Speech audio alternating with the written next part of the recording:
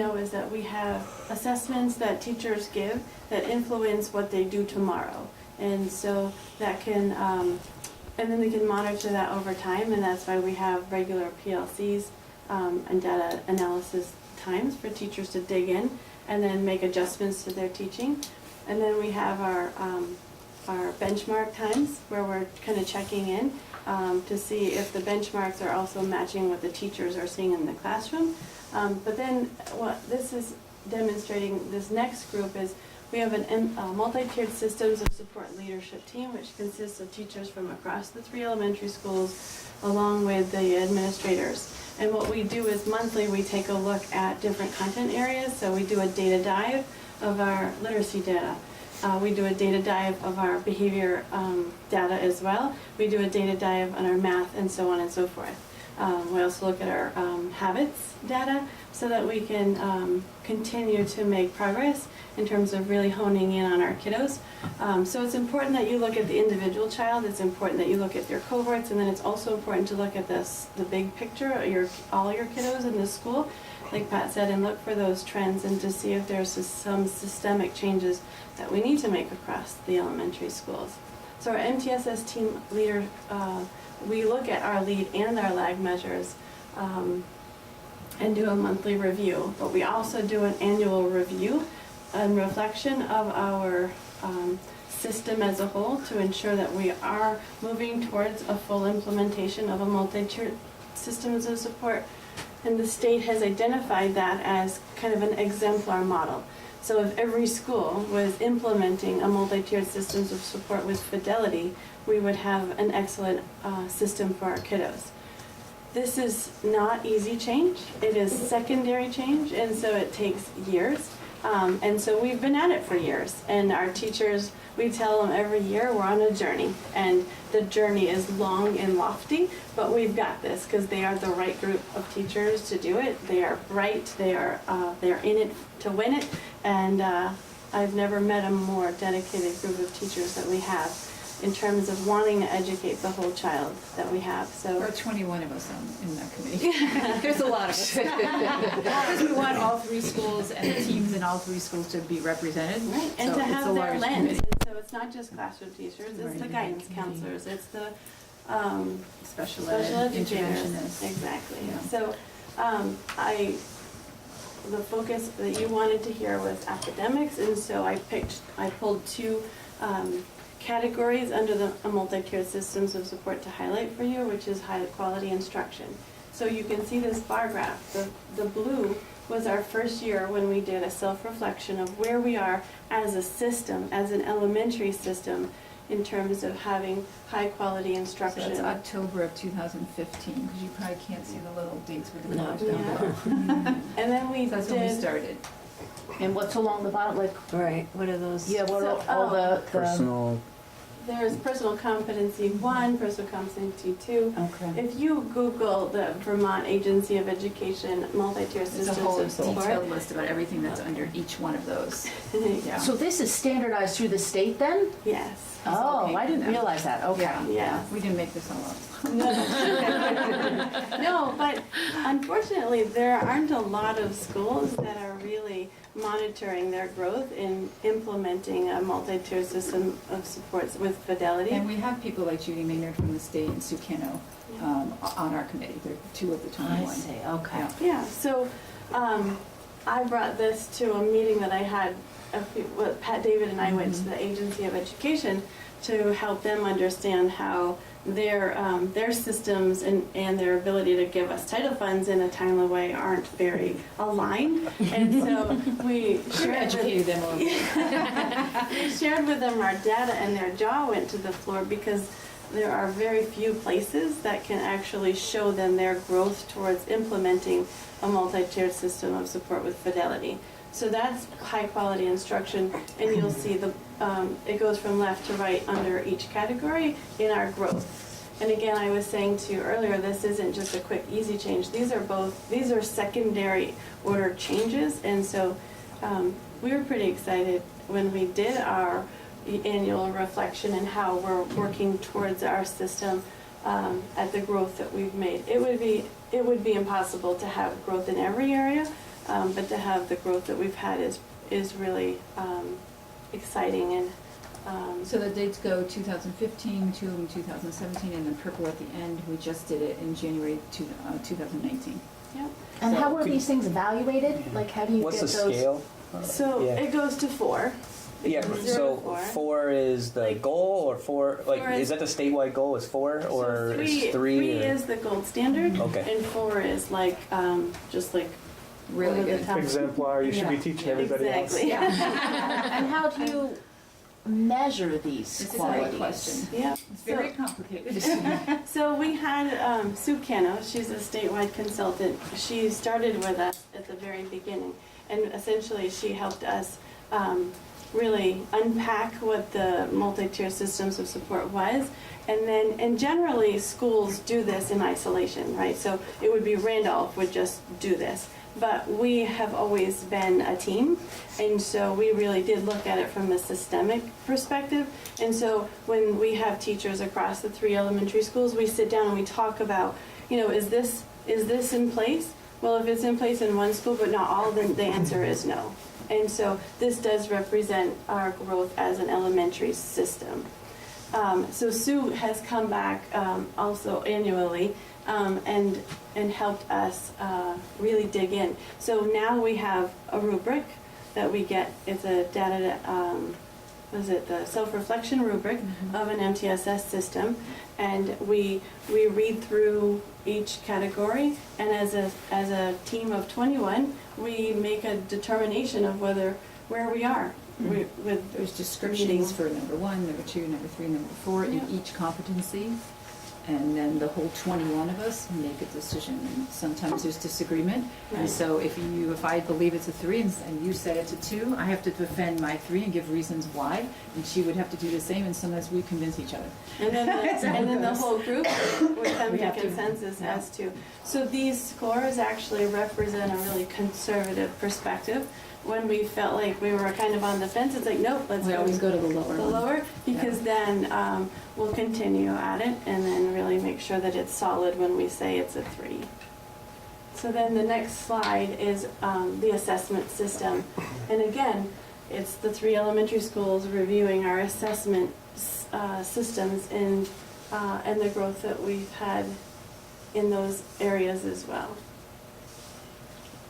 We have also shared this with other agencies like the Vermont Principals Association. We had Marge Lipson is a national speaker on best practices in literacy, and I shared our data with her, and she's like, oh my gosh, I didn't know that schools were even using this tool because I just never get to see the longitudinal data. And so the gentleman that created this tool, right, to input our data so that we could make these pretty graphs for you, he's kept that going so that we can continue to monitor our growth.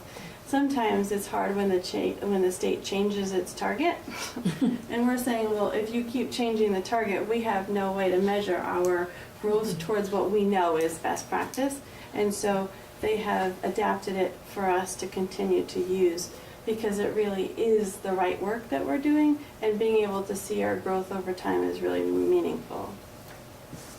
So the point of the presentation is so that you can see sort of the data that happens at a granular level as an individual kiddo, then as teams and as cohorts and as grade levels, and then we also have it from a systems perspective as well.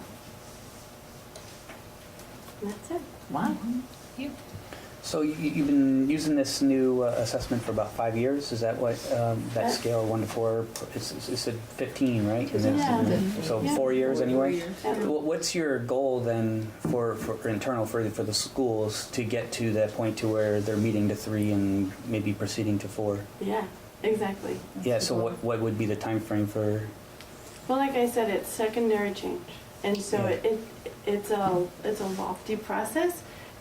We've been We kind of make goals each year, so Yeah. that MTSS group, like how we're focusing on math right now. We've been focusing for a while to a couple of years on PBIS and behavior, Mhm. responsive classroom. We adopted a PBIS. There's 3 levels of PBIS. We're in the middle level still.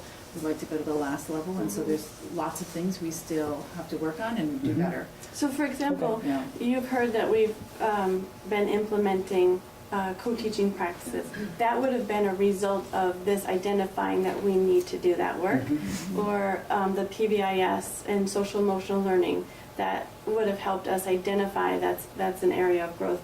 So they're really big things, systemic changes that need to be made, and so this is helping us guide that process. It also helps us not do things that we know we need to work on, but if you do too many things, as in any part of our lives, you're not going to do it well. So it helps us to kind of a little bit more have tunnel vision, like, nope, this is our focus. Remember, we talked about this. We can't do that right now, maybe next year or the year after.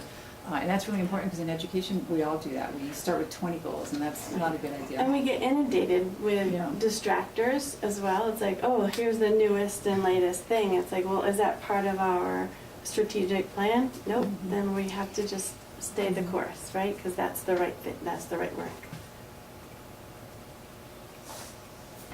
Are there any other questions or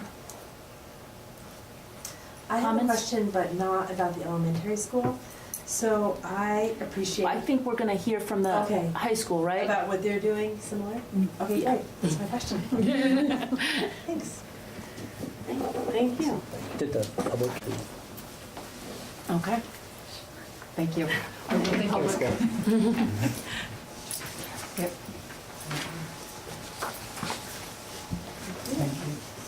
We're up next, Laura. Yes, you are. Thanks.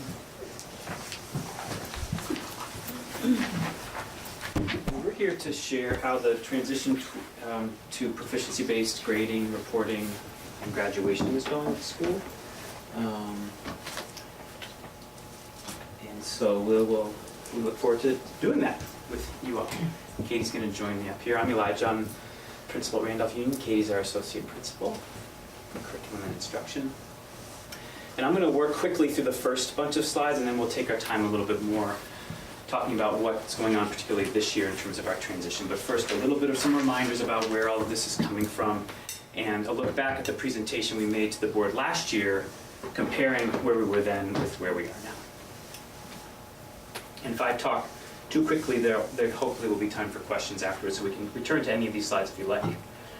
I like to remind myself, as well as the people that I work with, that the shift towards mastery-based or standards-based or competency-based or proficiency-based learning is something that's happening across the country, and not just in public schools and not just in the Northeast, but there's a group of very well-regarded and elite private schools that are also pushing this conversation, investing a lot of resources in it. It's called the Mastery Consortium, and I recommend their resources, the research that's on their website, as well as the videos that they've made.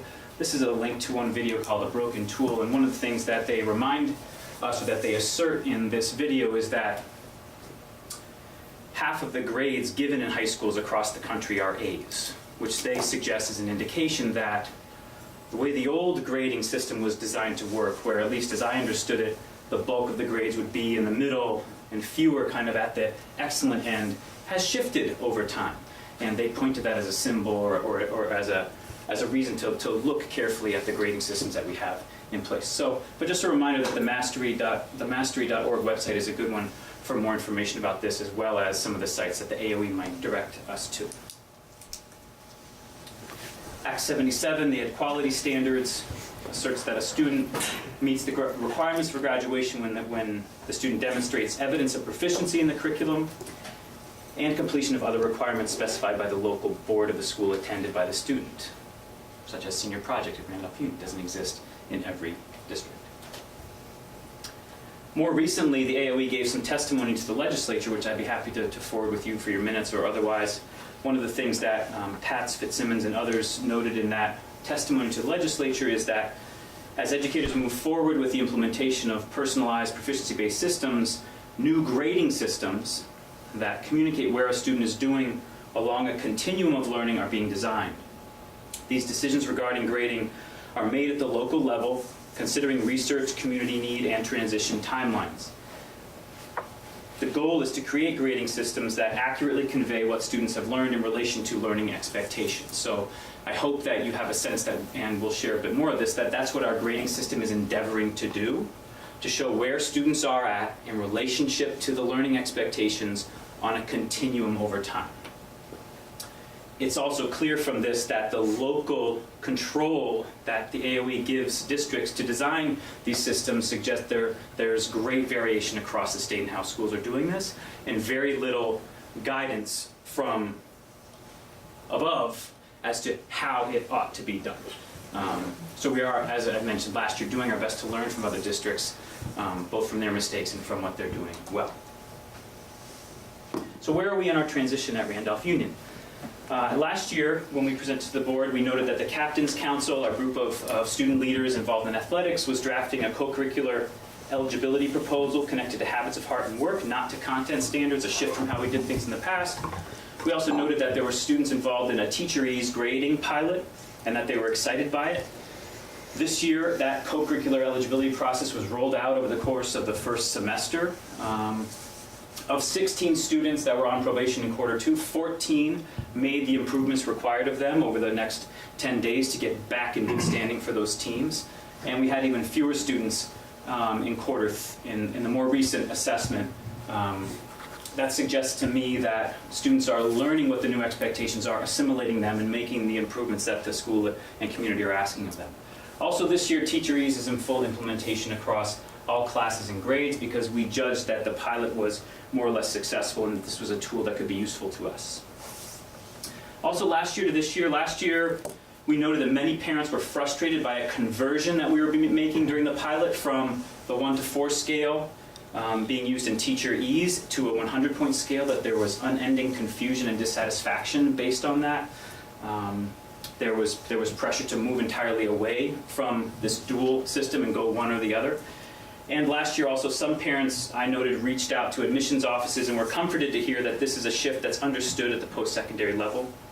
This year, we no longer convert from the proficiency scale to a 100-point scale, and we are personalizing our communications to colleges to ensure that a fair and accurate portrait of student achievement is presented to them. Now, we haven't gotten results back from the normal time when most schools communicate acceptances is coming up in a couple of weeks or month or so, right, Ann? I'm not sure. Yeah, the selective will be coming in end of soon. March, beginning of April. But we do have some results coming in from colleges where students applied via early decision. I wanted to show you that what a sample mid-year grade report looks like that we sent to colleges. We had to, because we're in a new grading system that looks at students on a continuum of time, to give colleges a really good sense of where a student was headed in October or November, required that we talk to the teachers as well as look at what their scores were, and we were able to tell colleges that in this class, in this class, in this class, and right on down, what they were on track to complete the course with, whether it was the basic course completion, whether it was course completion with honors, or whether it was course completion with high honors. We also were able to include, because we're a small enough school and our teachers are happy to provide them, some teacher comments personalized to each of our seniors who was applying early decision. And this practice is continued throughout the application process. So it gives the college a good sense of where students are at in terms of completing a course at one of the basically 4 levels of achievement that we offer. Not complete, complete, complete with honors, complete with high honors. It's like a 4-tiered system, very similar to an A, B, C, D, or F system, another 4-tiered system that we're all familiar with. College acceptances so far include Middlebury, UVM, and the UVM School of Business, Vermont State Colleges, other state universities, and other schools, Endicott College, Norwich University, Plymouth State, and the regular decision timeline for more competitive colleges will be released in the coming weeks. This suggests to us that the way we're communicating is not hindering our students' acceptance to a variety of schools, from private, small Ivies to more traditional state universities, big and small.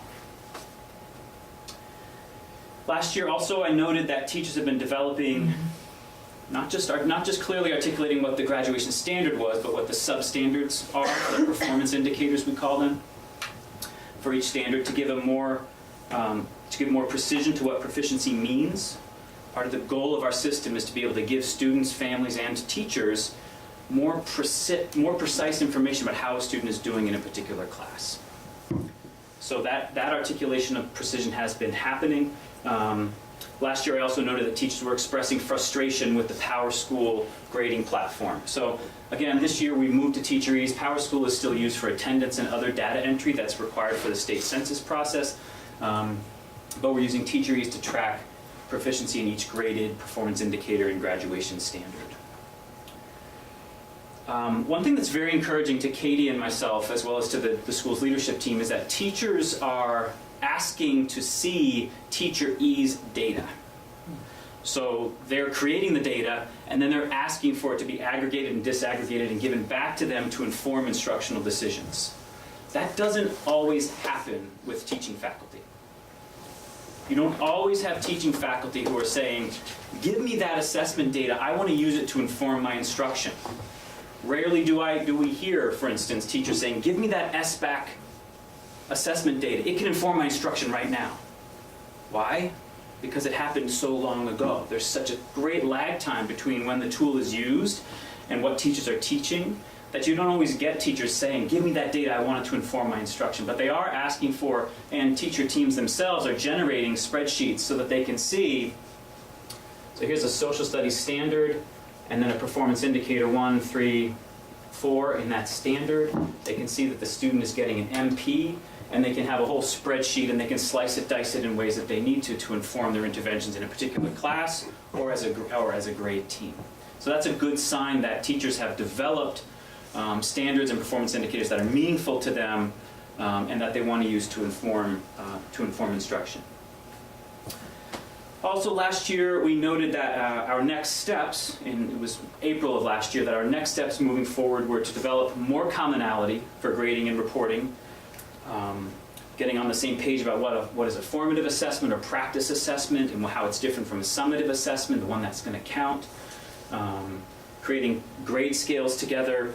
We also needed to determine what our marking periods and report card formats were going to look like. A lot of that work happened late spring and over the summer. We produced a handbook that we've shared out with, that's a guidebook both for teachers, students, and families that we think is user-friendly enough to give people a good sense of what the common expectations are for this system. So that's happened this year. Current dilemmas, challenges, and tensions. I think this is, Katie, where we said I might pass the microphone to you and you might start to articulate some of this and we can kind of ping pong back and forth through the rest of these slides. So some of the questions we're continuing to ask of ourselves and the faculty and our leadership team are things that are surfacing as we have moved along, particularly this year, and we have the grading platform that we've been using that is consistent with the goals that we have in using and shifting towards proficiency-based assessment. So we're still asking ourselves, how much assessment data and feedback is the right amount for students? So what's the balance between something that is informative and helpful and something that is too overwhelming to process and to think about and to use toward making progress toward content area standards? Another question we're asking is how to best honor academic progress and achievement over the course of a year, given that this is supposed to be progress on a continuum. How do we do that in a way that honors student progress and growth in addressing these standards while not, for example, demoralizing them at certain points of the year or, acting as a something that would unmotivate them if they think that they're making good progress. So we're also grappling with that, and it also is something that may not be, that what we have done in the past is particularly useful in this shift toward proficiency-based assessment. We're also looking and continuing to look at what are fair criteria for passing and completing a course. So, with this shift towards proficiency-based grading and assessment, we've developed very rigorous standards. And we need to look along the way at the supports that are being offered to students to get them there, and whether or not what we thought at the onset of this shift would be a reasonable standard to set for a student is still the case, given that we have had some time now to see how student progress is being made. We're also looking at how to balance flexible pathways with what we require a student to do to meet proficiency in graduation standards. So part of Act 77 also talks about providing flexible pathways to students, which we have been continuing to do through project-based learning opportunities, community-based learning opportunities, independent learning opportunities. So how does that balance out with students addressing standards, and how are we tracking that? So that's something that we're also, talking about continually. And then finally, how to balance a desire for easy-to-read measures like GPA, which we do still calculate, with more granular information like specific content area skills. So we don't want any information to get lost in the shuffle by providing, a numeric, benchmark for students. But again, we also don't want to get so granular that we're not seeing the forest for the trees and really seeing a comprehensive portrait of each student. We're going to return to each of these now with a little more detail. So how much assessment data and feedback is the right amount for students? When you went from one French class, say, science class, English class, social studies class, math class, art class, maybe PE class, that might be 7 pieces of information in the old system that we were giving students at a marking period. Your report card was going to have 7 grades on it. Now we're looking in each of those departments and we've got at least 5 standards. 1, 2, 3, 4, 5 in most departments. So multiply 7 by 5, that's 35 pieces of information now that we may be giving students, families at any given marking period. Our first report card actually included the performance indicators. So every standard had a drop-down menu of substandards. You can imagine that's too much information to digest effectively. Many parents are asking us, is that too much information to ask teachers to produce? We wonder about that ourselves. So this is where we've ended up in terms of a report card. In each subject area, we give the standards and where the students are at in those standards. Is that the right amount of information? Should we give numbers instead? How helpful are the comments? How much information is digestible in any one period of time? What do we need to put on paper versus what's online in that tool? All of these questions we're still wrestling with, and as we get parent, student, and teacher feedback, it helps us refine what we're doing. Katie, anything to add about that one? Yeah, I would also add that just in addition to the right amount for students, it's also what is the right balance for teachers in being user-friendly and informing instruction and planning, as well as for parents who are interpreting these reports and also supporting their students at home. How to celebrate academic progress and achievement over the course of a year. Many of you know that the honor roll is typically published in the paper at the quarters. We got an email from a parent who's not alone, said that they're very concerned about the mixed messages receiving from the high school about our new grading system, specifically that grades don't matter until the end of the year, in that continuum idea. Yet, the school continues to use an alpha system, or I guess a number system, to establish an honor roll has real impacts for students in their future. We're not sure if honor roll is the best way to honor achievement in quarter 1 and quarter 2 and quarter 3. We're not sure exactly how best to celebrate student achievement in this new system. So we're continuing to wrestle with that. We're quite confident that by the end of the year, it's going to be great for us to be able to say, Katie completed 3 of her 6 courses with honors, and 2 of them with high honors. Congratulations, Katie. That makes a lot of sense to us. Once we get to the end of the year, just like we do with senior project, we say to the community what levels of achievement students hit in those different components. We're confident about that. But along the way, what's the best way to praise student work? Both the kids who are already there and the students who may have made progress from here to here along the way. So we remain very open to different perspectives about that, and we spent some time as a faculty wrestling with what those options might be. Anything else there, Katie? Yeah, just thinking more about, and I think you heard this in the elementary presentation as well, how to celebrate growth and how to track that growth and look at that as a way to celebrate students who may not be achieving complete with high honors, but have started the years in one place, and boy have they made strides by the end of the year. And maybe that doesn't translate into the more traditional ways that we've looked at, student achievement and the way that we catalog that and celebrate it, over time. But we have to think creatively about that now. what are fair and appropriate criteria for passing or completing a course? Like Katie explained this pretty well in her overview of the question. Right now, to complete a course, it means that you need to be meeting proficiency in the graded performance indicators, and there's some teacher discretion as to whether to allow partial proficiency in some of those areas. Now that we've had 5 marking periods, we're wrestling with that cut score, if you will. That's a term that a psychometrician and testing companies might use to say, where are we going to set the bar here? And oftentimes those testing companies will give the test, get the data, and then decide where they're going to set the bar. And they have the benefit of whatever kind of secrecy they have to do that. We don't necessarily have that, but we're in the same dilemma. Now that we're headed towards the end of the year, have we set the bar in the right place in terms of course completion, honors, and high honors? We continue to wrestle with that, and we're being transparent with y'all here tonight about that. And if we make any adjustments, we will certainly be transparent with our students and families about that. But this is a challenging ship to build as we fly it. How to balance the desire for easy to read, and that's not to diminish that request. We all want easy to read and understand measures. How to balance the desire for an easy to read measure like GPA, which we still calculate, with a focus on more, sorry about the typo, granular information like content area skills. Here's another email from a parent who was very concerned about the report card. My daughter showed me her report card tonight. This is a student who's on the high honor roll. She's doing well in our system, but her father's very confused. We don't want that. She's doing well, but her father doesn't get it. We don't want that. There's no GPA, he says. I wanted to average the grades on my own, but my calculator didn't understand what an SP was. And her language teacher didn't grade all of the things that are listed in the standards. There's a lot of concerns with what kind of information, what quantity of information is on the report cards, and we're wrestling with what the right measure is there, what the right tool.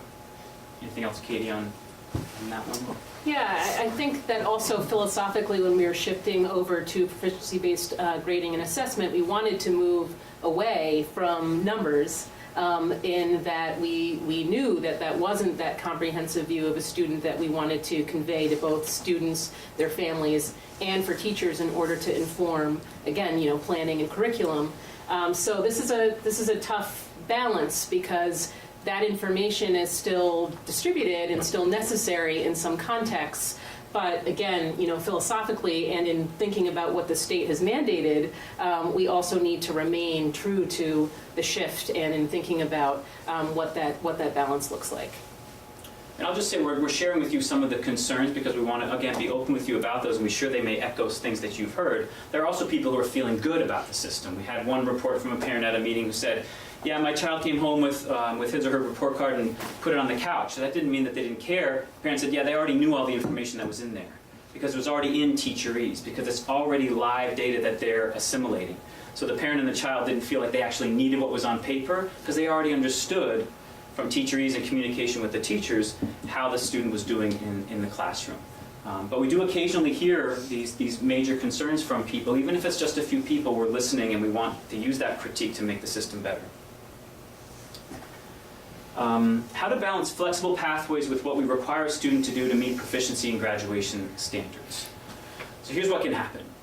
We articulate the standard, we articulate the substandards of the performance indicators, and we get as specific as we can because we want to be clear with ourselves what it means to be proficient in English, say, what it means to be proficient in science and social studies. And then we articulate the course pathway, multiple years of study that are required to hit those targets. But what about the flexibility that our community also needs? Right? We might say, this is the course pathway, we've mapped it out, this science class followed by this science class followed by this science class, and then you're good. But what about the student who really so interested in engineering that they want to take that intro to engineering class and they want to do the GW Classics course and they want to do an independent study and really push their knowledge in those directions? Is there any flexibility, or are they locked into this course sequence? We probably don't have time to go into all of the nuance there, but it's a dilemma that we face as a school as we try to articulate and be very clear about what's expected, but also provides flexibility in meeting those expectations with a staff that's only so big. Anything more on that, Katie? Yeah, I think the only thing I'd add to that is that we're thinking more about what equivalent means versus same as far as exposure and experience for students. Because we don't want to let classes like this go. Public policy and the science of water management. This is an opportunity for young people to interact with people in so many different careers over the course of a semester. There's so much field work and field trips that happen here. So many potential connections to career in college that kids can make here. And there's a lot of learning that can happen about science and public policy. So we don't want to restrict their access to these, even while we want them to definitely meet these set expectations. Next steps include ongoing evaluation of our course completion criteria, continuing to solicit feedback on how to celebrate progress and achievement throughout the year, ongoing calibration among teachers, getting on the same page about our expectations, both across grade teams and more vertically up departments, continuing to refine the report card and gradebook tools so that they communicate the right quantity and type of information to our different stakeholders, and refining how we use the increased quantity of data to inform interventions and supports for students at all levels of proficiency. So we can get a spreadsheet, we're just looking at a spreadsheet of 9th grade grades. So there are, I think, 4,300, I don't know, grades right now that are being given to the 9th grade. 4,300.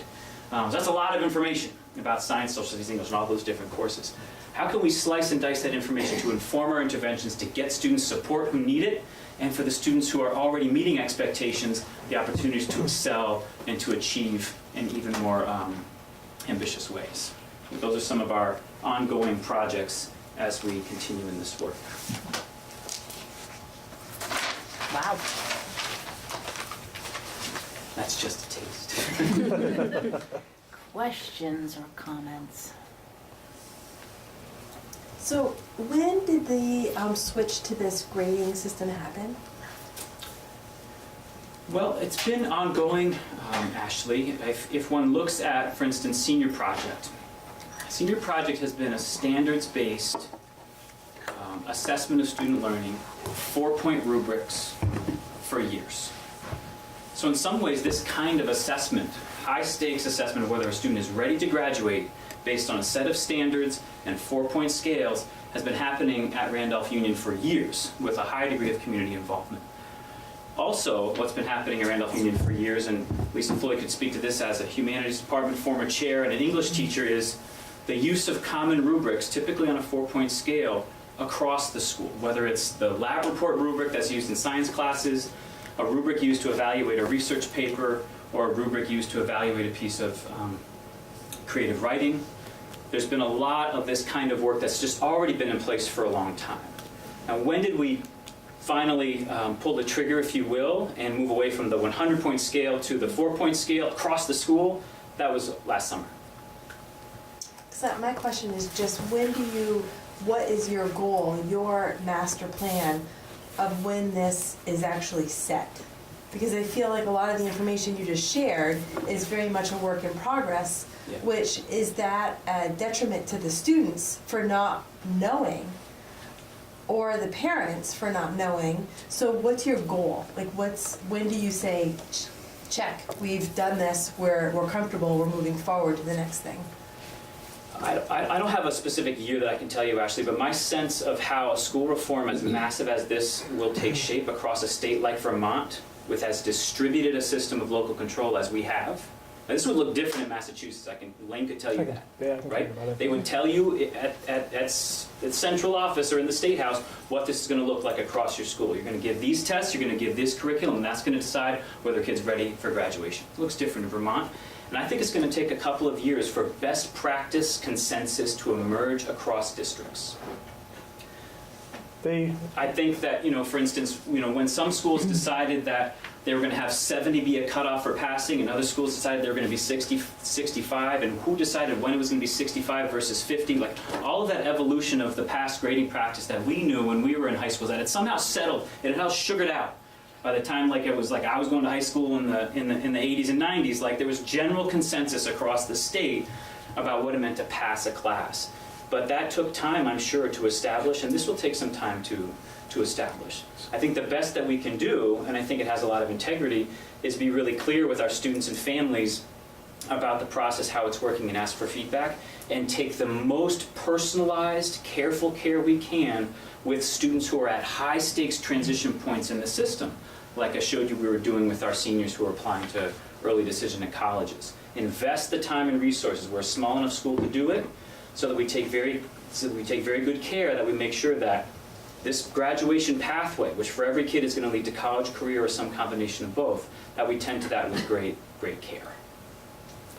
So for example, in Massachusetts, the changeover to the standards-based grading and graduation proficiency started in 1993. Talking probably 10 to 15 years, depending upon the wealth of the district. And that was with the state guiding the process. And just like Elijah said, is providing the models and the documents for folks to follow, and them just kind of implementing what was pre-made and then adding their own pieces to kind of personalize them to their own districts. Vermont did things a little bit different, and seems to be the pattern, and there's nothing wrong with it. But the choices that they make extend the process. How long it will take to get complete. They give general guidance, and this is what we want you to do. And they're completing this from the ground up on their own. And every district across the state is put into the position of having to create this kind of on their own. They share information, but it's a long process. 10 years when it was kind of pre-made, 10 to 15, so. Is there any thought of what kind of went wrong with the old grading system? I mean, when you make the comment where, you know, you say 60% of the grades were A's or 40% were A's, what kind of went wrong with that system? Yeah, that's a good question, Brian. And how do we make sure it doesn't go wrong with this one? Right. I think working in top-tier schools, incredible amount of parent input, and very aggressively so. In my experience, what I've seen is that, you know, if a student gets a B or a B+, the parent will come in and ask for a core eval, which means they want their student evaluated to see if they're eligible for special education. I mean, the competition to get into top-tier schools got so intense across the country.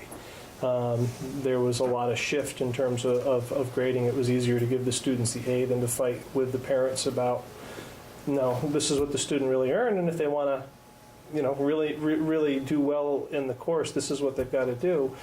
The parents became so hyper-focused on the possible impact that something less than an A may have on their future choices for college, that there was that constant pressure over time, and people just shifted. Go ahead. I think it's a very good question, and I'll now that you've asked, I'll look through the Mastery Consortium and see what they might say about it. And I could speculate off the top of my head about, you know, over the 50 years what led to that shift, and I'm sure Lane is partially correct.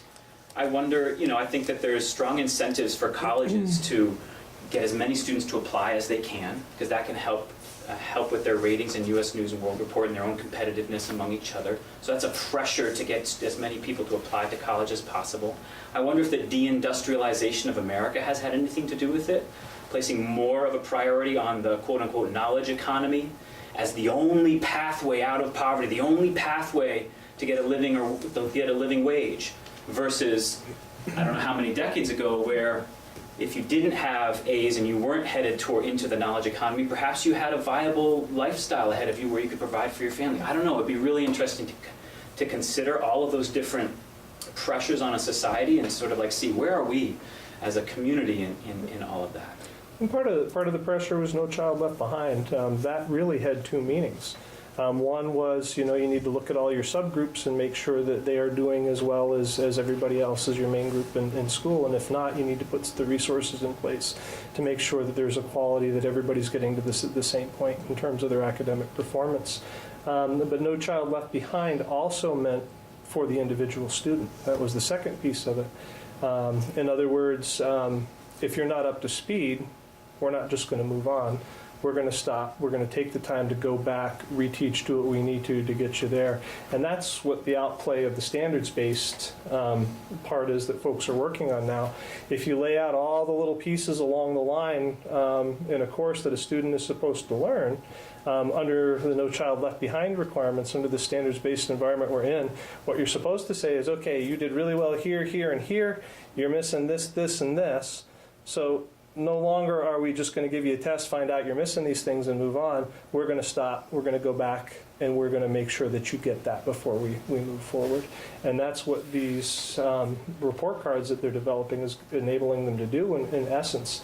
Everybody is identifying what's been missed or what still needs to be accomplished so they know what they're working towards. So they're not leaving those things out of the student's repertoire. Yeah, and I was just, without knowing anything besides what you said, it kind of appears that there was, I don't want to throw teachers under the bus, but there was, with the intense pressure from parents that maybe it's, there's a little ethics problem with the grading that was going on. And where do we make sure that that pressure isn't there and the ethics stay there? And, if the kid deserves a 2, they get a 2 no matter what the parents are yelling about and that.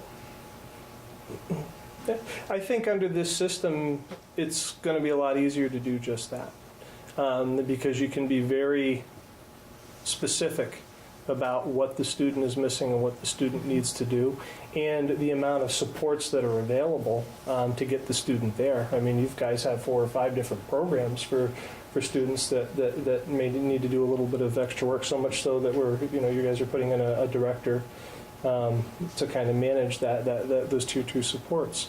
But it should be much less pressure. And the pressure really should be on the student as opposed to on the teachers for the performance. I'm wondering if this is taking the teachers like time and energy to do such, in-depth evaluation of each kid on all these standards. It seems like it would be quite a burdensome process. Is that proving true, or how are teachers feeling about this? I think there's some stress about the quantity of grades and the visibility of those grades, the real-time reporting of those grades. So instead of 4 times a year, you seeing my assessment of your son, you can see my assessment of your son in 7 or 8 different ways every single hour. It's that's the point of the tool. Is like to be as contemporary as possible. Right. So there's that. In addition to just the quantity of work, there's the visibility of the work, which actually is a challenge, but a good one for transparency and accountability, but a stressful one. And on top of it all, and I've been saying this for 3 or 4 years as I tried to slow down the school reform at Randolph Union a little bit and let us learn from other schools, is that when I grade your child, I am judging your child. And you will judge me on how I judge your child. And we all want to judge each other in fair ways. Fairness is the essential social currency of human relationships, fairness and trust. And so underneath all of this painful work sometimes are these questions like, am I being fair? Are you being fair? Is this fair? And am I a good person? Like, it really can go that deep. We can all lose a lot of sleep, and I'm sure that many of us do, about changes to how we grade and judge student progress, because that's there as well. But I don't mean to be complacent about the idea that, like, yep, there's just a lot of grades. That's how it's going to be. Like, we are constantly trying to figure out what's the right balance. Do we need to focus more on the common performance tasks instead? Maybe we need to focus more on the research paper and seeing that research paper at the 8th grade portfolio defense, and focus more on the lab report and making sure that the lab report is ready to be defended at the 10th grade portfolio defense. There are other ways to look at student achievement that, this has its value when we're trying to figure out have we got everything in the right balance and quantity. Well, I have one more question. So considering the amount of detail and the granular levels you can get to here, has this caused the 2 of you to pause and review the actual overall grades and say, are the kids getting what they need in their classrooms? Is the curriculum actually being taught well? Are the teachers doing what they need to be doing? Is that evaluation being done? And are our students progressing on the path we want them to be proficient and be ready for college, career, whatever that may look like? Yeah, it certainly is being used in that way. As we get more confidence in the tool, so as we get more confidence that we have enough commonality so that these scores actually mean something and are reliable, they are a lens into teacher practice, and to which teachers, which teams, which grade levels may be supporting students who need support, may be challenging students who need extension. It's a really valuable tool in that way, Ashley. So that is happening. Kind of like I'm just wowed by our elementary school and the way that they're constantly working, as a unit, evaluating students. That is happening in the middle school and high school as well. Yeah, especially where we have grade teams, where you have a small group of teachers, you can bring them together a couple times a week, the core teams, 7th grade, 8th grade, 9th grade, 10th grade, and they can together, this spreadsheet of data that I pulled up for you earlier was a 10th grade team spreadsheet, where they were together looking at student achievement across their classes to see where are the pockets of students who need support, where are the pockets of students that need challenge. And the data is nice because if you're looking at, standard 1.1 and you got 100 kids and 3 of them didn't make the level of expectation in those standards that you would hope for, you go back and you can work directly with those students and they have structures in place to do that. If you take a look at that same standard and 60 kids didn't make the grade, that's maybe an instructional piece. And that's important data when they see that across the board for the team to sit down and say, okay, what happened here? Yeah, we taught it, they didn't get it. Why not? Is there a better way? Are there better strategies to get these concepts across? Do we understand the concepts well ourselves, well enough to get them across to the kids? If not, do we need professional development? So the data is very valuable. You can use it to identify what specific kids need, but if you see issues in a specific area across the board, then that's a good discussion to have about, is this an instructional practice piece? Or did we just not teach it? Sometimes that happens too. And I think some good concrete examples too are that grade teams actually use this information not only to schedule their callbacks on a weekly basis, but also in thinking about the supports that the student has and whether or not they need to enter into a math or a lit lab or maybe Project Achieve for more support.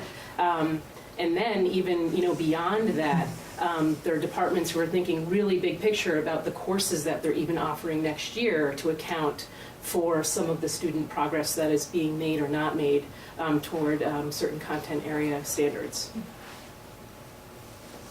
The best case scenario will be when the system and all of the elementary school principals and the high school principals, when we all have confidence in the tools that we're using enough so that the tools are talking to each other, and then we can do that summer work of bringing together the 5, 6, 7, 8 teachers in a particular subject area and really focusing on the K through 12 instructional alignment as well as just the 7 through 12 alignment or the 6 through K alignment.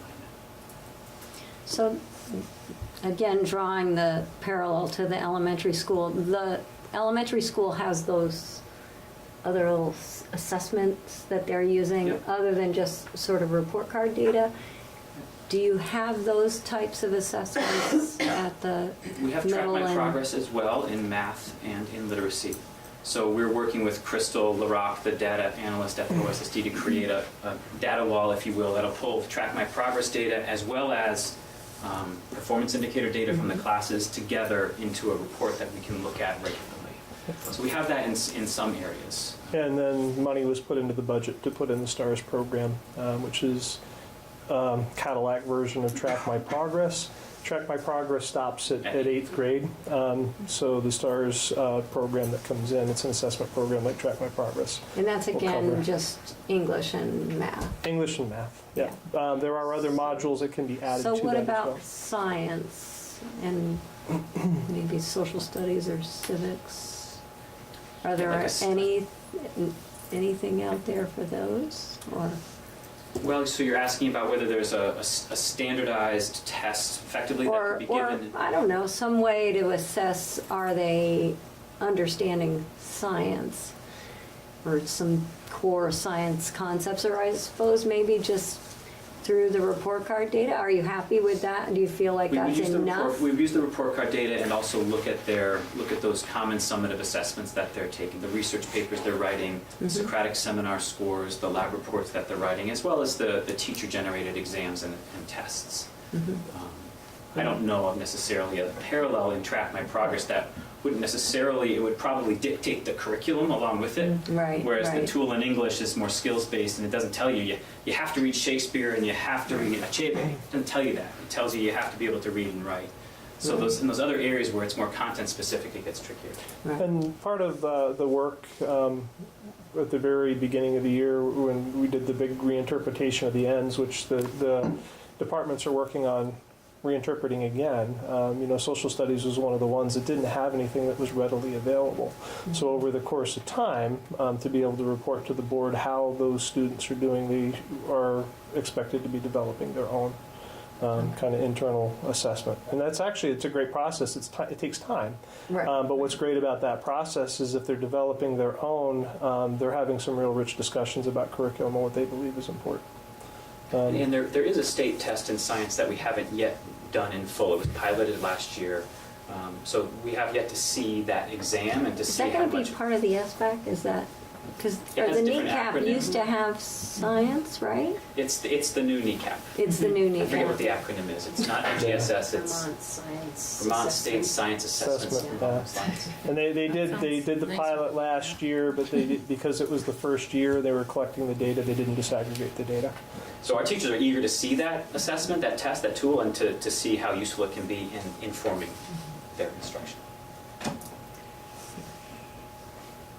All right, thank you very much. We appreciate your time and preparation. Anybody else need this smartboard, or should I turn it?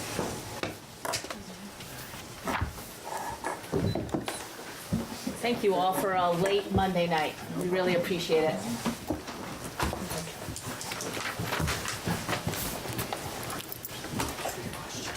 Okay.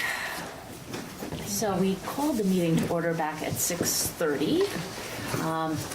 I have not assigned a meeting evaluator, however. Is there anyone who'd be willing to act as a meeting evaluator? Thank you, Anne.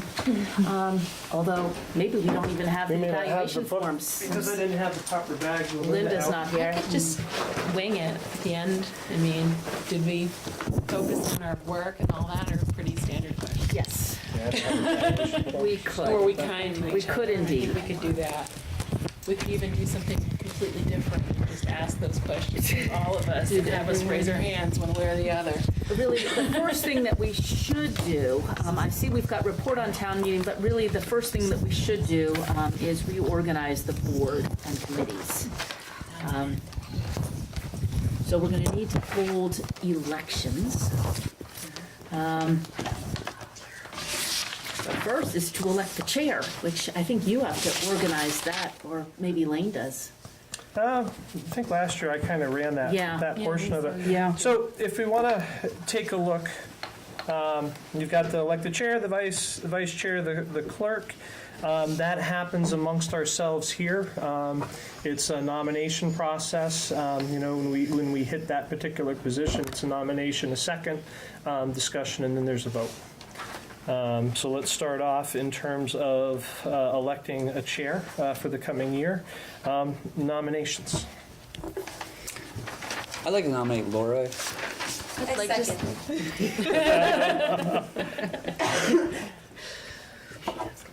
Yeah. Other nominations? I move This- nominations be closed. Okay, is there a second? Second. Discussion? Are you willing, Laura? Yes. God bless you, because it is an incredible. I tried to get Paul, but he said no. All those in favor say aye. Aye. Any against? Any abstain? Good. Thank you. Congratulations. And I can actually hand it back over to you now. Yeah. Okay. So we also need to elect a vice chair. Are there any nominations? I nominate Paul Putney. I second that. Are there any other nominations? Okay. Paul, are you willing to serve as vice chair? I am. All right. Any discussion? All those in favor of Paul serving as vice chair? Aye. Any nay? All right, Paul, congratulations. Thank you. And a clerk. Anne, are you willing to serve as clerk again? I am. Okay. I would like to nominate Anne Howard as a second. clerk. Are there any other nominations? Any discussion? All those in favor of electing Anne Howard as our clerk? say aye. Aye. Any opposed? All right, congratulations, Anne. On the back of our agenda, you'll see the OSSD proposed meeting schedule. It is always the second Monday of the month. We generally do not meet in July. We have once, I think, in the 12 years I've been on the board. So this is the proposed schedule. As you see, it's the usual rotation between places. So we are going to need to approve that schedule. I would like to perhaps vote all the rest of these things as a slate. So next is a member to assign official documents in the absence of chair. Currently, that's Paul. Are you willing to do that? Yes. Okay. That's helpful since you're in Randolph. Sure. Appoint an RTCC representative. Currently, I am that person, with Paul as the backup. Is there anyone who would like to serve on the RTCC board? So folks know that's what, 4 meetings, it's quarterly, 4 Right, meetings a quarterly. year. No. If one of the new members would like to do it, that'd be all right. If not, then I'm willing to do it as the full-time instead of Laura. So that's the same night as Gifford's board meetings, because I'm It on doesn't that have to board. be, because if you're in charge of it, I know You that they can't want move like it. Gifford on that board. for, like, exactly. kind of. Well, we really want anybody on that And board, because currently it's just us. The last meeting I went to, I'm the chair of the RTCC board. I was the only person there out of the 12-member board. Very rarely does anybody So else we're go. really working hard on outreach to the other superintendents, the other boards, could make it neighboring anytime you districts, want it. VSAC, et cetera. But if you'd be willing to be that person, that'd be great. All right. So the next two committees, Teachers Contract Negotiating Committee, currently Paul and Melody, and the Support Staff Contract, who is Ann Howard and Rachel. Those people will continue to serve in this, as part of this negotiation cycle. So we would be selecting people for the next cycle, which, Next year. yeah, July through. I thought we had 3 people on each of those. I did too. Because, We did, but they left. Kate, So yes. well, isn't You're on support staff. so Also on for teachers. teacher, isn't it me, Melody, and Ann? Yes. Ann, aren't you on it? okay. Yes. And then the Fairly support bad staff, at it's you two, lately. and then wasn't. Was Kate Oh, on it was Ann. It was It was Ann me. as well. Yeah, that was me. So do we want 2? Is that what we're? 2 is fine. 2 seems fine. I think it's nice to have 3 because the ones I've been Sometimes I to. can't always get to Right. these things. I mean, Right. my work I mean, to be schedule's frank, really we've got taken- 3 on it right now, and it's only been me showing up for ours. I'm not sure, Right. and then support staff. I'm not sure what the turnout's been. Ashley's been pretty. I've been to Ashley. 2 of you. Yeah. Yeah, I think My there've been work 3. I've schedule been has to 2 just of the 3. taken over my life lately, so yeah, we get that, but that could happen to any of us. I and know. So I'm just maybe wondering. having 3 might be better, Yeah, That's why I just think in case. I think because 3 somebody better. needs to be at the meetings. 2 would be ideal. Yeah. So I spoke to PHO, he said as long as there's 1, we're good, so Yeah. if there's 3 and, yeah. why don't we proceed this way? Who would volunteer to be on either the teachers or the support staff? So what would, everyone needs to share the burden of the work. So who's willing to be on the teacher contract negotiation committee next year? That means starting in, fall 2019. So Melody would. Okay. And how many meetings is that? Traditionally, it's 4 in a negotiation year, and generally we do contracts for 3 years. But this one was a 1 It was a year, fluke. and so it was a Right. fluke, and so it came out to be 4 on top of the 4 we had last year. But And 4 you'll have next I'll year. do it. yeah, Right. and then so next year we'll have another 4. It's a But lot. theoretically, that could change. You'll be on the teachers negotiation? Okay. So Melody, Brian, and Paul? I'll stay on. Okay, great. Okay, and on support staff, I guess I'll I'll do stay that on one. that one. I'll stay on that one too. I think I Ashley, just got bumped. No, you, Oh, no, you can snap. stay on it. Don't worry about it. I'm down. I'm not. You don't need to Ashley, be on it. Ann Kaplan, and Rachel? Yeah. Okay. All right. Brenda, how you Thanks, doing? Ann. That? Hey, I've been doing this, I've been doing that for like the last 5. We've got notes. Okay, You so said contracts. we've got, Somebody else's turn. we're going to vote on these things as a slate. So we've got the schedule of regular meetings. Paul's going to sign official documents. RTCC rep is going to be Paul, and the teacher contract. We got one more, the one from the V. Okay. Right, there was some CSBA. Yeah, I'm trying to think of insurance thing? What is Yeah. that? It's new. It started this year. Probably has to do with the fact Laura had mentioned a little earlier, because I hadn't even gotten an email on it. It's Because they're negotiating the statewide contract right. with the New this year. teachers for healthcare. Under the process approved at the 2018 VSBA annual meeting, each supervisory union or district has the ability to cast one vote to ratify the agreement reached by the statewide Healthcare Bargaining Commission.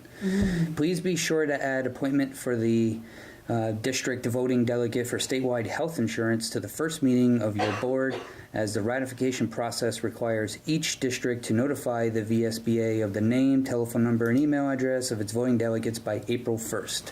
If the commission enters into an agreement, the VSBA will host an informational webinar for the voting delegates within 10 calendar days after execution of the agreement.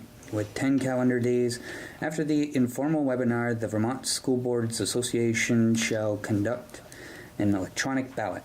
Delegates will be provided at least 10 calendar days notice of the date of the vote. Delegates will be able to cast their vote through the electronic system between 7 and 7 on the day of the vote. That's all it says. So So you don't have to attend a meeting. You just nope, need to. you just got to be the person to You're vote. gonna be the designated voter. That's it. Vermont School Board Is Association. anyone willing to serve in that capacity? I'd do it. Ann? Okay. Sure. So, did you receive that Sure. email? Yes, I did. Okay, so you will respond to them with your email and contact information? Okay, that's great. All right. So, do I have a motion to approve this slate of organizational work? I'll make the motion to approve the slate as stated. Okay, do I have a second? Any discussion? All those in favor, say aye. Aye. Any nay? All right, is approved as stated. Next, let's go back, which is unorthodox, to the report on town meetings, which was up above here. Does anyone want to talk about anything important that happened at their town meetings that we should be acting upon or informed of?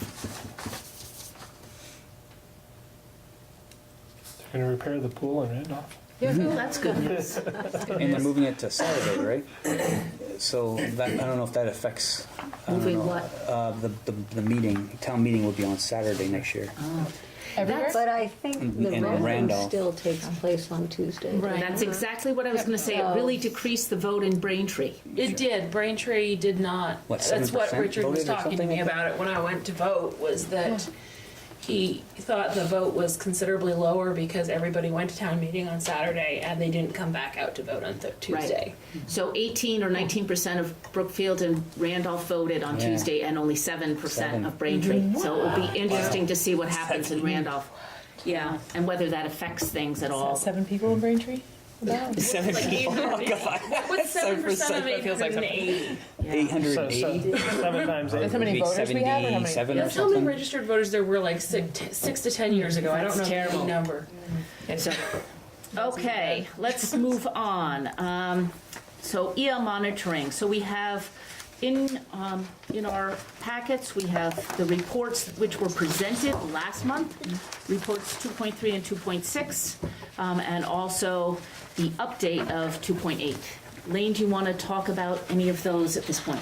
Yeah, one of the things that may be a little bit easier too, as we kind of go through this process, is I'll just start bringing in the books that have evidence on the 2 months that we're having the discussion on each of the EL reports. That way people want to look through, or people decide, hey, we would also like to see. I think that would be, kind of a good start. So I'll start to bring those in each time. Executive Limitation Report 2.3 is financial conditions and activities. really kind of focuses on making sure that we've got proper procedures in place, and we're using them to kind of protect the district's monies that we've been entrusted with. Most of the evidence for this falls under the yearly audit. The audit will be in May. You will get the results of that. Spoke with Robin today. They have a pretty good conversation back and forth. There's no real findings that they're indicating at this point in time. The one piece that may come up, this would be for a second year in a row, is the payables account, balancing the checkbooks. And that was one where we've actually changed our treasurer through the voting process for the coming year, so that issue should be resolved. The current treasurer stays in place until July 1st. Right. But after July 1st, that'll switch over to the new treasurer. Takes me a minute to orient because there's a lot of details tonight. Balancing the checkbooks? Yeah, so we have different ways of paying for bills. One of the ways that we pay is via checkbook for certain bills. So we need somebody to come in and make sure that the checks were appropriate. This person from the outside also signs the check. That's the dual control, and then goes back and balances the checkbook at the end of the month to make sure that everything is copacetic. Okay. And so it's nice to have an outside. So it's somebody who comes in from the outside. So who votes on that? That was done at the meeting, Oh, at school the- board at the okay. day It before was town meeting. Joyce, and now it's Teresa. Teresa. Teresa Godfrey, the Godfrey. town clerk and treasurer of Brookfield. Oh, okay, Yeah. okay. Yeah, so it was kind of sporadically getting done prior to. So is that the person who does these? Oh, that's our payroll So this is, votes. That's a little bit different. okay, This is the Payroll. town treasurer for the district, okay. the treasurer for the district. Yeah, there are school. We're trying to figure out what the name of it was. They're not really a board. There are school officers. Officers. So you have a clerk, you have a treasurer. You know, Linda's the clerk, And we have a moderator. and the moderator. Those Yeah, are Peter. Right. That's Right. what's To done at run that the meeting the day before town. Right, I've been to that before. Yep. Oh dear God, what is that? One of the big things is making sure that we're not overspending. Right, that we're ending in the black. We did, as evidenced by the fact that we hit $429,000 in surplus this year, which has been moved into as of the vote, the facilities account, and then as well as the new special education account and transportation. Provision 9, one of the other big ones is making sure that we're pursuing any accounts receivable, any money that's owed to us. The only issue that we had this year was the parent who had their student come here was going to self-pay and then could not afford the tuition payment, which the board waived. So everything's copacetic in terms of that. So on 2.3, unless there's other questions,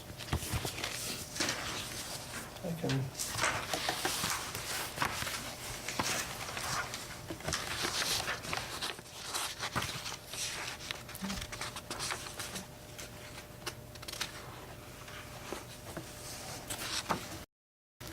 You can move on to 2.6, I think.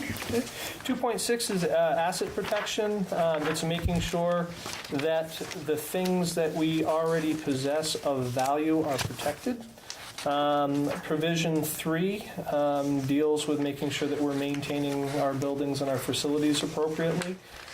We did identify the need that we've got to accelerate some of the maintenance work, and so we did do a $217,000 increase in this past budget to make sure that that happens. Provision 6 deals with storage and protection of records. We actually have done two things to ensure that that is still possible.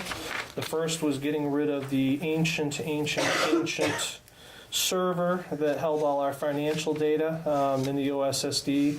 I don't know how old the thing was, but it was still backing up to tape, if that gives you an idea. Oh, wow. So we're probably talking 90s, if not 80s. No one knew how to hack it anymore. Well, poor Sue had to take the tapes home every night. She'd copy them, take them home so that it was off-site in case the building burned down. So no, we had the data. But it's all being sent over and maintained on a server at the high school now, and it is also backed up off-site. So that is protected. The other thing that we are currently working on, and again, making sure that we're protecting records, is student emails. There is a law, the Online Privacy Protection Act, that prevents students younger than the age of 13 from having public email. So we are actually trying to get all our students that are 13 and above on the email system, making sure that everything is in alignment with the Online Privacy Protection Act. So if they're 12 and in 7th grade, they can't email their teacher? Not using our emails. Really? So what happens to 7th graders who aren't 12, aren't 13 yet? Then they'll be using their own personal if they have them. But that's part of the Online Protection Act. One of the issues that came up.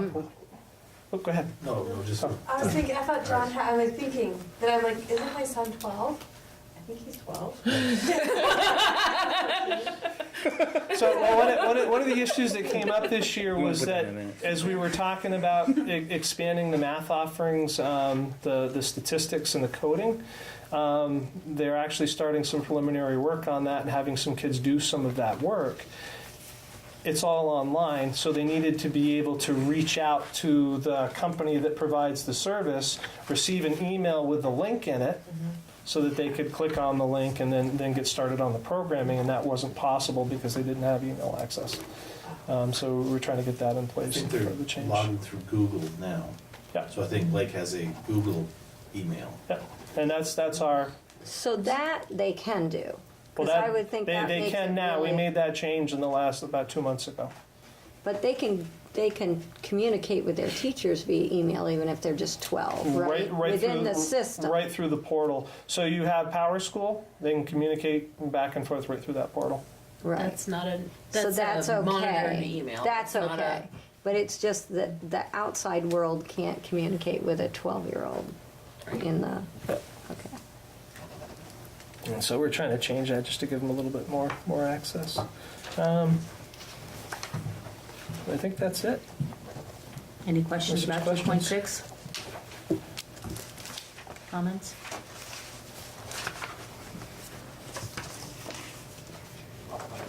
Okay, you want to review 2.8 as well? So 2.8 was one that was originally done, I believe it was in either August or September. August, yeah. Part of it requires the superintendent to report out if the superintendent feels that the board is not in compliance with its own policies. So at that point in time, I did make a report that some of the policies were not being followed, and so it was asked to kind of revisit that, last month to see where things stood, and things are in compliance right now.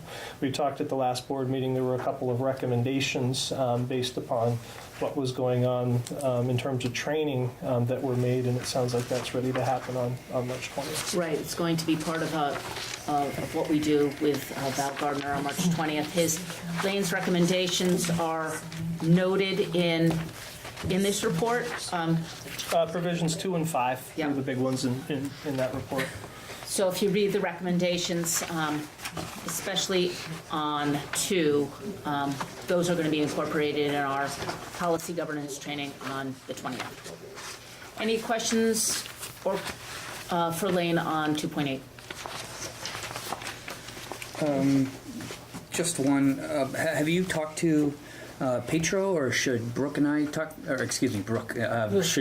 Should Laura and I talk to Petro about the one where you talk about you're not sure what information should be given to us, and then to in general everybody? So there was, I think that might be one we can talk about right at with Val that day, if it's Val that's leading it on the 20th. She is.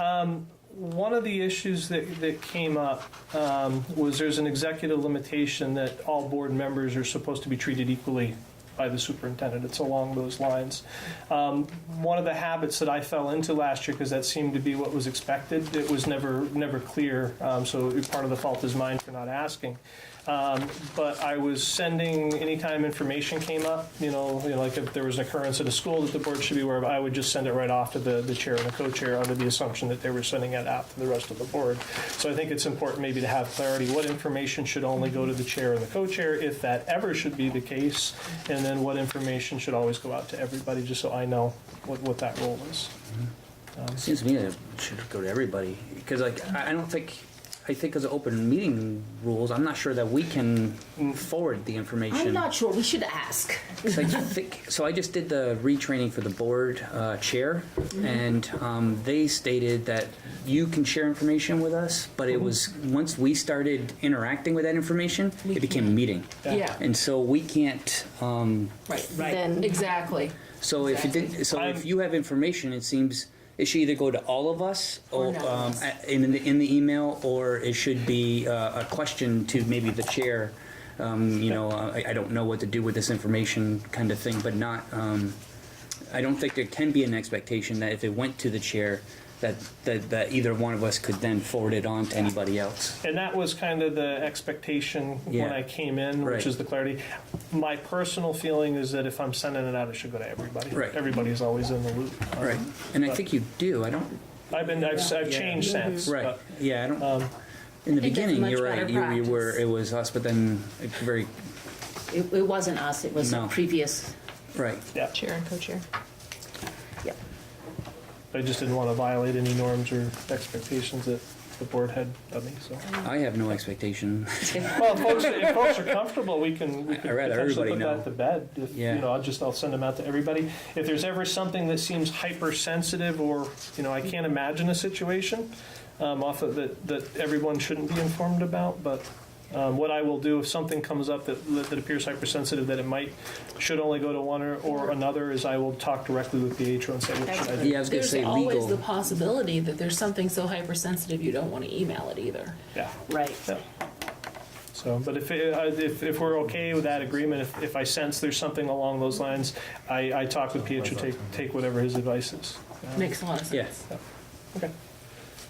I think he's got good advice. What we have him for. PHO's the district council. Is there a reason why this isn't the same on the cover sheet as it is here? It's about $10 off.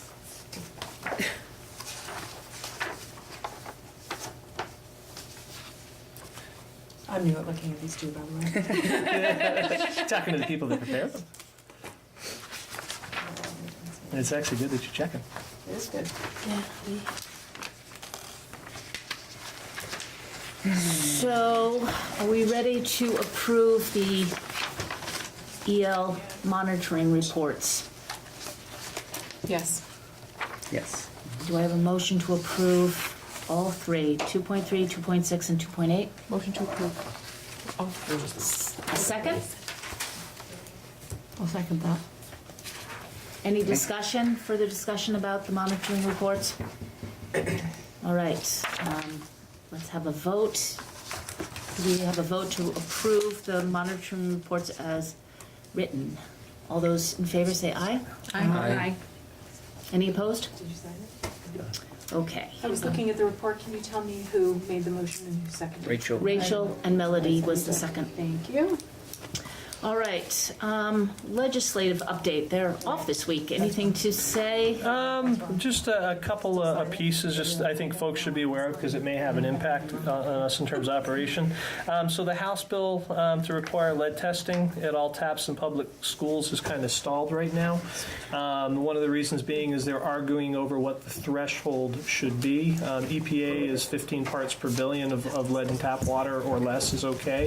They are arguing right now that it should be 1 part per billion or less in terms of their testing, which may have a significant impact in terms of cost. Typically in natural systems, when you approach a limiting factor, the cost starts to skyrocket. So that's kind of stalled right now. I'm also, having been a person who actually used to do that sort of testing, I think they're probably looking at 5 or 6 years worth of work to actually get that testing done. It takes probably about 4 to 5 hours to run a sample of a test sample. Their lab can probably handle maybe 8 to 12 at a time. So they're looking at probably tens of thousands of taps.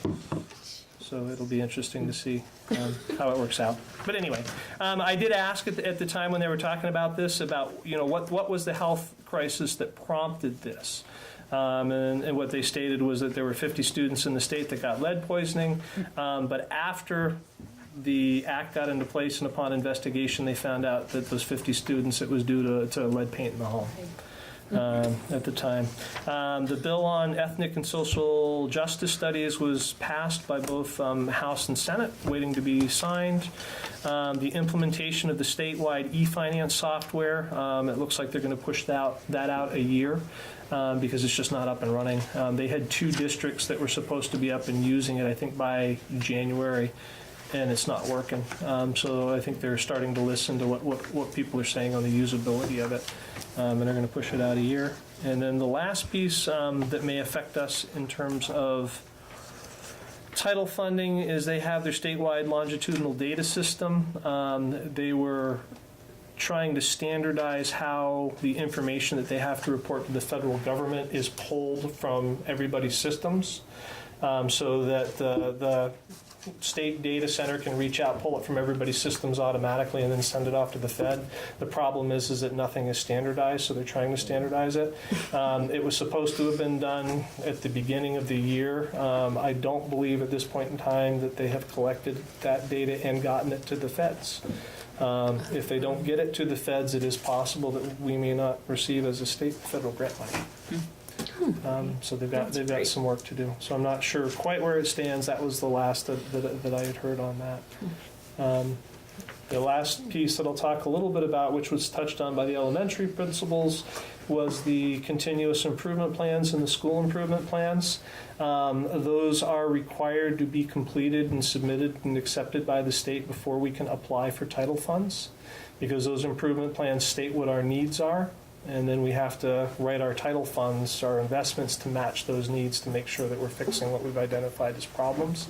They were supposed to have a plan in place for how we create those this year. They don't have a plan. And so around February, we reached out and said, hey, we're getting a little concerned. This district did reached out and said, we're getting a little concerned. There's no plan in place. What do you want us to do? And they said, well, we'll invite you in to show us what we should do. So a couple of the folks from the elementary school will be going up to the Department of Ed to work with them on what the continuous improvement plans should look like for this coming year. So I don't know how long that'll delay the title funds. But just so folks are aware, they're working. They're really good and responsive folks up there, but they've got a lot of glitches right now. Let's see.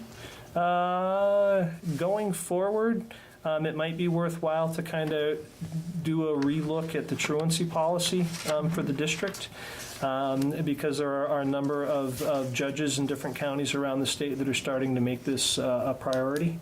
For a long time, it kind of fell on the wayside because you couldn't get the courts to kind of take up the cases that we were required to bring. It looks like that is changing, so it may be worthwhile taking a look at our truancy policies, and then reaching out to the Restorative Justice Center at the law school, because a lot of the districts actually use them and their expertise to work with the truancy issues. They have folks that will actually go into the home, talk with the parents, do the in-home visits, and then also do the court filings and follow up with the courts. So that's looks like that may be changing in the state, that they're going to start to take that very seriously, which is a good thing. Where would one find the truancy policy? Online in the board policies that are posted up there. I read it once last year. It's fairly general. If I remember, it stated something along the lines that we'll follow what the state law is. If I remember correctly when I read it. Well, you get a letter if your kid's out of school more than 10 days. Yeah, they do follow. Yeah. So. And who's responsible for paying to follow up with these kids? And In terms does of, that is that a state it's a state law.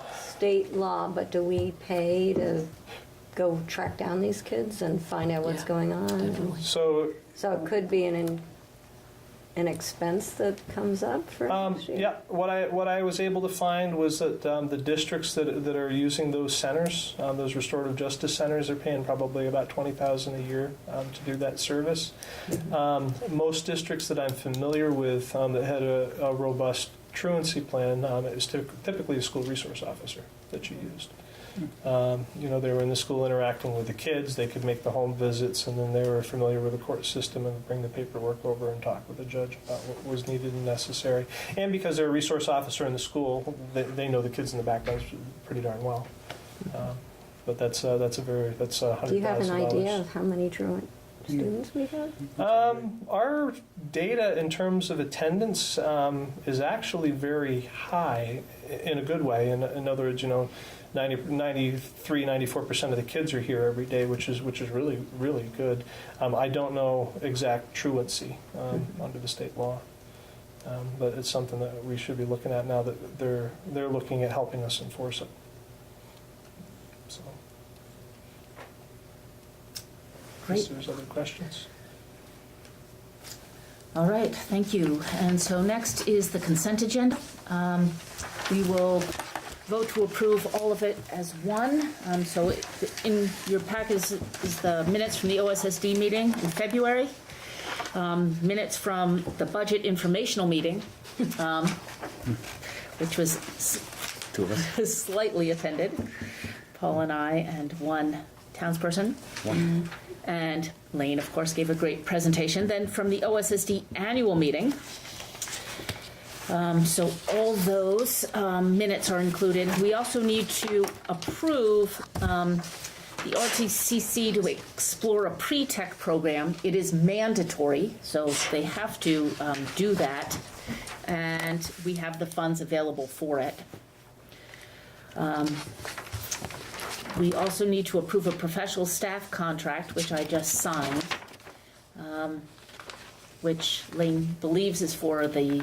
It came in while Linda's been out, but I think it's our secondary person for driver's ed. And then to approve a summary of account of a trustee, which is actually started with, it's supposed to be a scholarship fund, but it's not able to be spent until we have $20,000 in it. We only have $14,000. So it was given as $5,000 in the 80s, and it's gradually creeping up. It's in a CD at about 1%. Right. That's a terrible rate of return. Yeah. It was given in the 80s. She should have been locked into 20 years. So, yeah, so there's not much to do about that either way. Did anyone see any substitutions or corrections for the minutes? No. All right, can we move the consent agenda as one then? Is there a motion to approve? Sure. Motion to approve the consent agenda. I'll second it. All those in favor? Aye. Aye. Opposed? All right.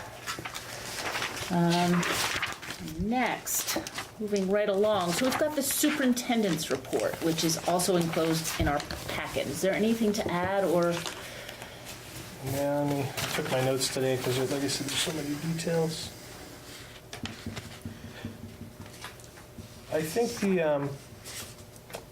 the audit that is coming in next year, it's a system that they pulled together. I think we were actually a pilot in it when Brett was here, where they pull together 5 or 6 members from 5 or 6 different schools, and they come in and kind of evaluate the district and its schools against the standards that the state has set. Yeah. My hope is that it's a good intensive process with a lot of critical feedback, because it's nice to have somebody else's eyes come in and see things. And see things from their point of view, because they can often, identify areas of need that we may just be overlooking, even though it's staring us in the face. So I'm actually looking forward to the process. And it's, having gone through NEASC in those days, this looks like a much better process, much less expensive, much quicker to get that information up and running. So I'm excited about that, but that's the big thing that's on there. There's also, they did do their regular audit in the food services program.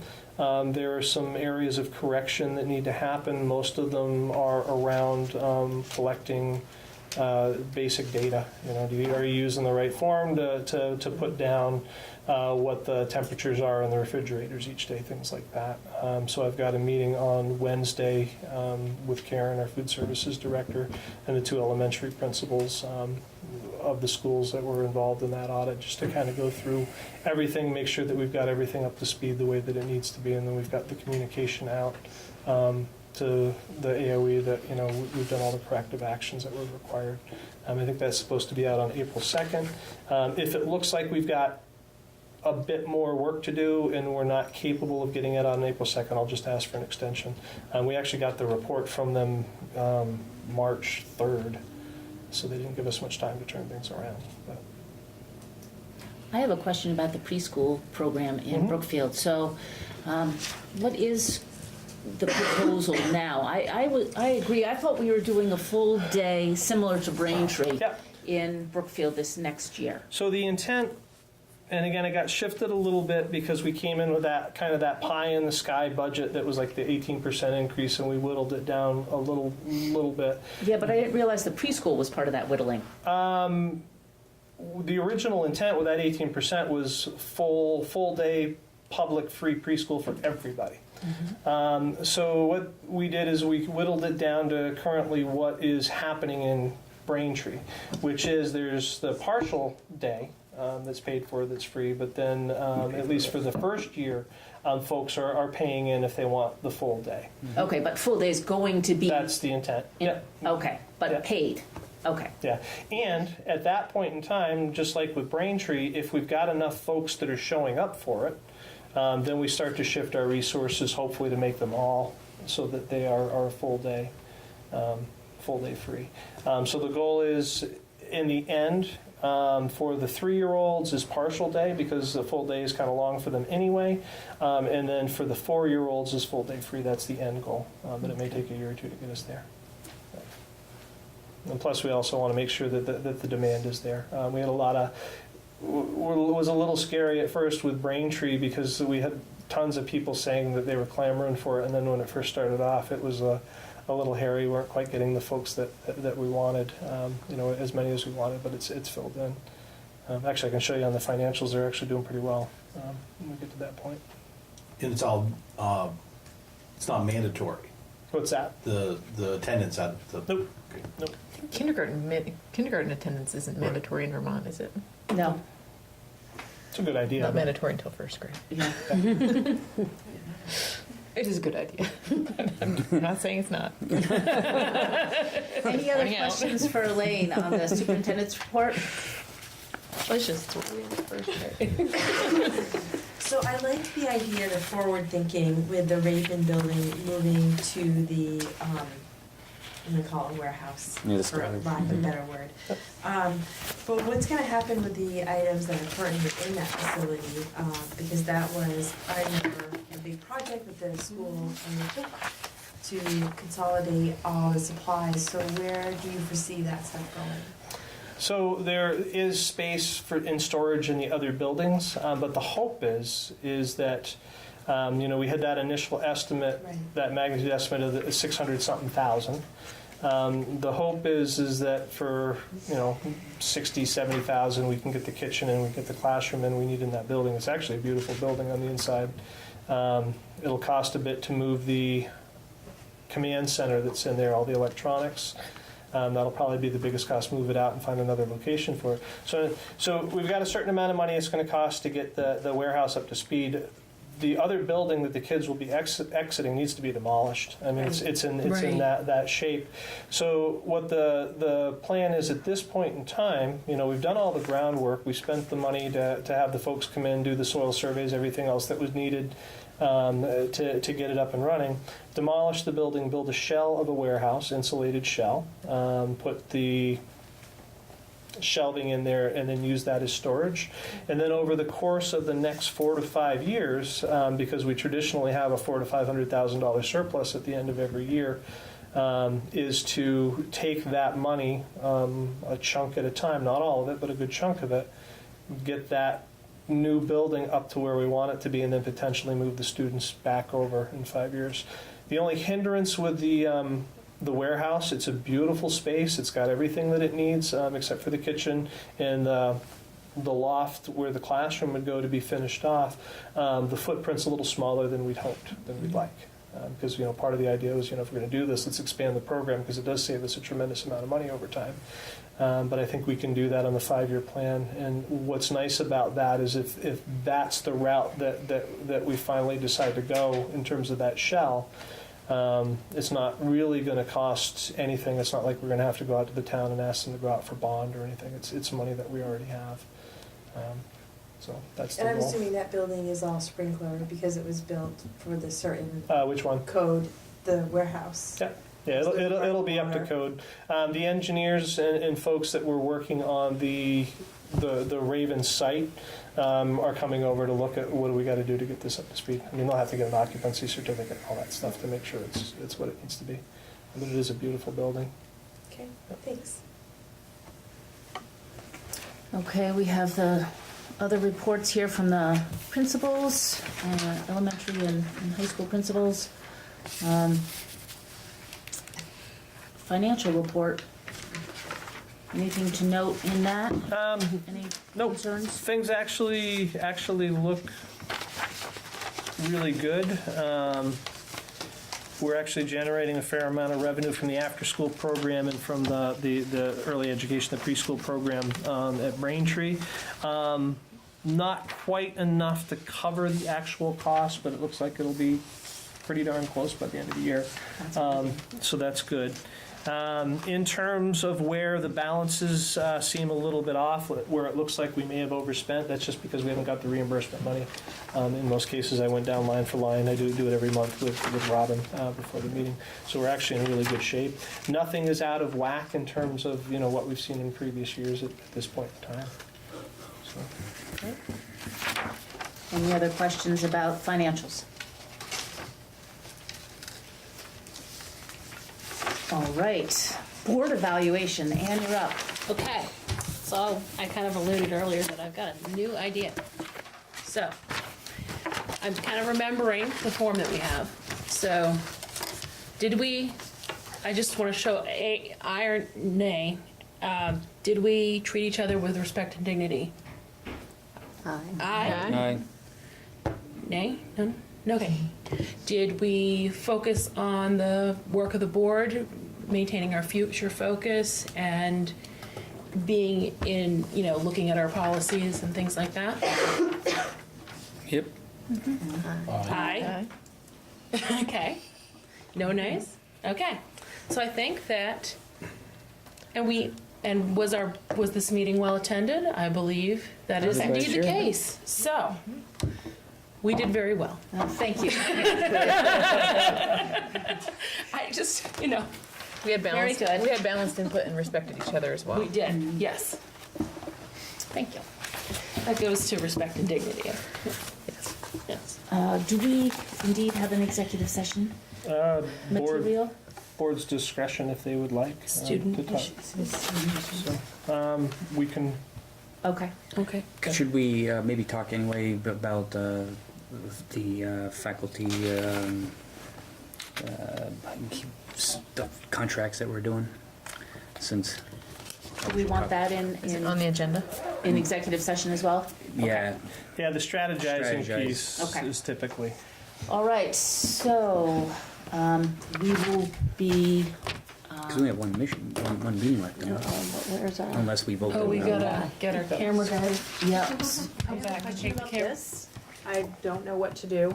I suspect what happened is while Sue was training me and printing the papers, I looked at the wrong space on the screen, and there's like a $10 discrepancy between this and what's on the printout is accurate. But My writing is not accurate. So draw a single line through it, Put your Okay. initials next to put it. your initials next to it, and then have all the board members initial. Okay. So we're going to be moving to executive session, so. Yep, no But they problem. got a single line so they can read what you had originally wrote, and then write the correct